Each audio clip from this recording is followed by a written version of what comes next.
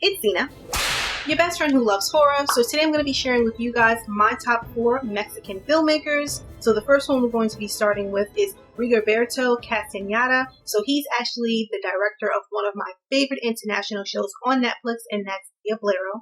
So when it comes to the synopsis, it may sound like it's a lot, so I'm going to just try to simplify it. Basically, the synopsis says something like, it's about a fallen priest and a legendary demon hunter and a modern day superhero. They all come together and join forces to battle evil. But truth be told, that synopsis does not prepare you for the blood splatter that you are going to see across your flat screen, or even the vomit that you are going to feel in the back of your throat forming, or even when it comes down to the laughter. You will laugh so much that you might even get a migraine. I say this because this has happened to me. So when it comes to this demon hunter, he's cool, kind of think Blade, right? But he's as outrageous as Hancock, but he has the wittiness like Deadpool. I think that it's pretty cool that it's filmed in Mexico City. I'm not too sure if they filmed during the summertime, but as you're watching the show, it's you can feel the sun beaming on the city streets. You can feel the heat and everything.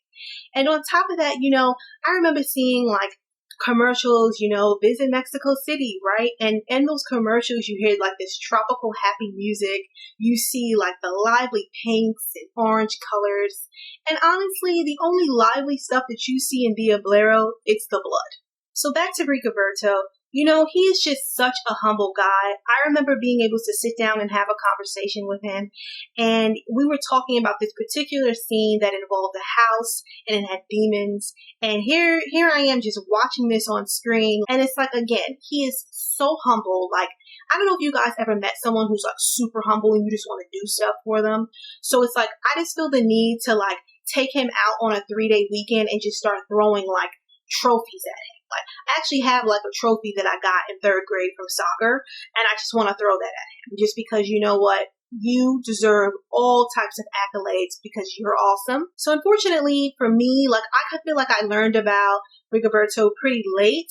I found out about him because of Diablero. He has an awesome resume going on, and I know that he is working on some current projects right now, and he's actually working on another series, and I'm excited about. It's called Narcos vs. Zombies, so you know that just sounds like it is such a good time. So the next one we're going to be talking about is Gigi So Guerrero. When I think about staples in horror, Gigi comes to mind for me, and the reason why is because she directs, she writes, she acts, she voice acts, and she's a fabulous dresser. So I have this story, okay? So I went to this film festival party in Montreal, and my outfit was fire. And I was wearing these high-waisted, bell-bottom pants, and they were a copper color. They were hot. I paired it with this black sheer type of crop top, and then I just went basic with the accessories. I was just wearing these black long earrings, and then a cuff bracelet because cuff bracelets are life. Outfit on 10. Shoes though. The shoes, I was just wearing these black basic flats. So shoes on 5. Usually though, my shoes are on 10, okay? But the reason why I decided to go with the black flats is because it was my first time in Montreal. I'm a foreigner. Here I am walking around, not really too sure what I'm doing, where I'm going. And that night, I didn't know what was going to happen. I didn't know if I was going to be party hopping or if I was going to be running away from killer clowns, because either or could have happened. You never know. Gigi walks into the party, okay? And her outfit is out of this world. She was wearing the kind of outfit that Jesus would wear.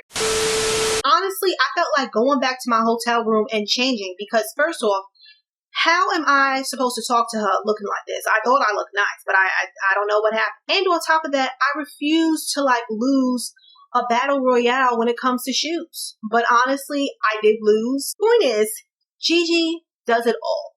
And she always looks fabulous. I'm proud to say that I've been watching her movies for a couple of years now. First movies that I watched of hers, it was actually Mexico Barbero. It's this anthology film.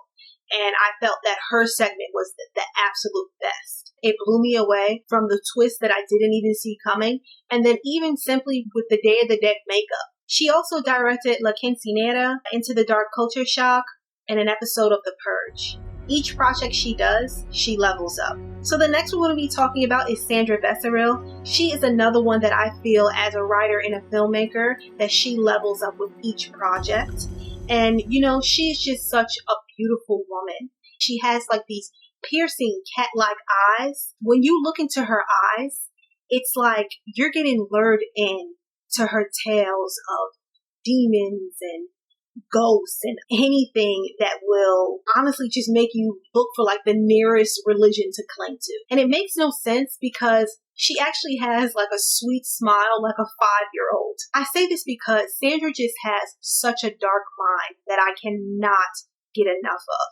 I actually first came across her because of Mick Garris. He has this anthology horror called Nightmare Cinema. In her segment, which is called The Shit, hers actually stood out for me. Like, it completely creeped me out. As the viewer, you are going to be completely horrified by the possession of like Catholic school children. If you're someone who's similar to me and you love being scared and you want something where it's like you can feel it in your core, where it's like, I never want to be alone in the dark again, you need to read one of her stories.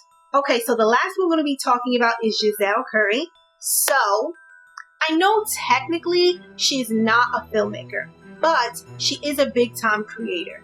She has 2.3 subscribers on YouTube. She is a storytime queen. She stars in Diablero. And she's a fashion goddess. Not too long after we talked, Giselle found out that one of her ancestors was black. And, you know, I was so excited because I'm like, oh my God, this is awesome news. Could be like twins. Then I realized, like, how are we going to be twins? You know, she's 27, I'm 33. Like, girl, what are you talking about? I don't know, whatever. Giselle plays the character Nancy in Diablero. And something that I think is so cool about her character Nancy is that she has like the ability to invite demons into her body. And then she's able to control them with music. Alright guys, so that's my list of my top 4 Mexican filmmakers. I'm interested to know who would be on your list, who are some of your favorite Mexican filmmakers. Feel free to comment below. Thank you guys so much for watching, and I will see you next time. She's 27, I'm 33, like girl, what are you talking about?